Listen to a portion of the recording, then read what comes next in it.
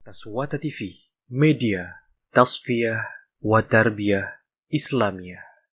Kita ketahui bahwasannya secara umum si ibu lebih banyak di rumah dibandingkan si ayah. Karena si ayah dia harus bekerja, mencari nafkah, keluar dari rumahnya. Namun kalau kita melihat di dalam Al-Quranul Karim, dialog seorang ayah dengan anaknya itu lebih banyak dibandingkan dialog seorang ibu dengan anaknya. Ini salah satu dialog yang Allah ceritakan seorang ayah dengan anaknya. Dan juga kita tahu ada kisah Luqmanul Hakim yang dia berkata kepada anaknya, "Ya bunai la tusyrik billah, inna syirka la zulmul azim." Kita tidak hanya melihat dari sisi konten, tetapi kita melihat bagaimana interaksi komunikasi antara seorang ayah dengan anaknya. Sehingga si ayah dijadikan tempat curhatan anaknya. Sehingga si ayah bisa memberikan bimbingan kepada anaknya. Allah juga ceritakan dalam Al-Quran, dalam surat Yusuf, bagaimana Nabi Yusuf alaihissalam mengadu curhat kepada ayahnya Nabi Yakub apa yang beliau lihat dalam mimpinya. Kemudian ayahnya berkata, "Ya la taqsus ru'yaka ala ikhwatika fayaqiduna laka kaida." Wahai anakku, jangan kau ceritakan apa yang kau lihat dalam mimpimu kepada saudara-saudaramu. Apa pelajaran bisa kita petik dari ayat-ayat ini para hadirin? Ya, faidah yang bisa kita petik sehendaknya seorang ayah selalu membangun komunikasi dengan anaknya. Jangan sampai ada jarak antara seorang ayah dengan anak. Terlebih ketika anak itu sudah mulai tumbuh, sudah mulai bergaul, sudah memiliki pertemanan yang luas. Disitulah kehadiran seorang ayah di tengah putranya, di tengah putrinya itu sangat penting. Karena dia akan berteman dengan fulan, dengan alan.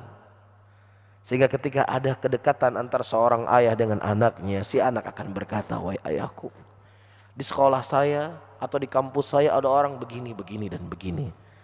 Ayah sudah paham, nak, ini bahaya, nak. Kamu jangan dekat dengan ini. Ini bisa memudaratkan kamu. Jangan berteman dengan orang seperti ini. Ini akan merusak akhlakmu." Tetapi ketika si ayah tidak membangun komunikasi dengan anaknya, si anak tidak memiliki tempat pegangan. Dia tidak memiliki tempat dia bergantung.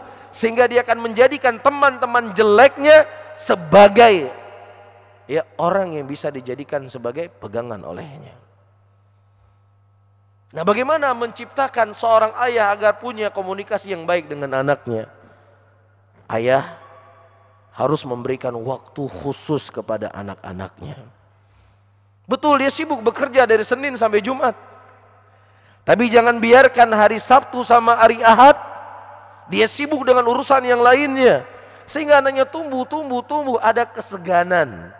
Si anak segan berbicara sama si ayah segan berbicara dengan anaknya. Ini banyak model-model seperti ini dalam rumah tangga. Mohon maaf, ya, ini menunjukkan gagalnya seorang ayah menjadi seorang pemimpin dalam rumah tangga. Darah dagingnya. Bagaimana darah dagingnya dia tidak bisa berbicara? Dia akan sampaikan kepada istrinya, "Dek, nepegah ya bang, baik menandat." Anaknya sendiri kok bisa sama istrinya dia berbicara? Itu darah dagingnya. Kenapa bapak dan ibu-ibu dimuliakan oleh Allah?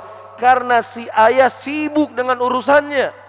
Dia berpikir dengan diberikan uang, diberikan kendaraan, diberikan pakaian, diberikan pendidikan yang lain sudah cukup dia sebagai seorang ayah. Tidak. Allah ceritakan dalam Al-Quran ini sebagai bentuk pelajaran bagi ayah untuk punya waktu dengan anak-anaknya. Ada waktu dia berbicara dengan anaknya. Ada waktu dia berjalan dengan anaknya. Jangan pas anaknya umur 3 tahun digendong, umur 4 tahun digendong, ketika dia sudah tumbuh sudah tidak ada komunikasi. Rasulullah pernah menegur seorang ayah yang tidak mencium anaknya. Ditegur oleh Rasulullah. Ini hal yang penting bapak dan ibu-ibu yang dimuliakan oleh komunikasi. Ya, seperti yang saya sebutkan, Al-Quran bukan hanya kita ada konten untuk jangan berbuat syirik. Betul, itu salah satu faidah. Tapi ada faidah komunikasi. Ya, ada nggak anak-anak antum cerita sama antum sebagai seorang ayah? Ayah saya begini, ayah saya begini, ayah saya begini. Ada nggak? Nggak pernah berbicara di rumah. Ya, jadi sebelum ini terjadi, bingkai terus hubungan.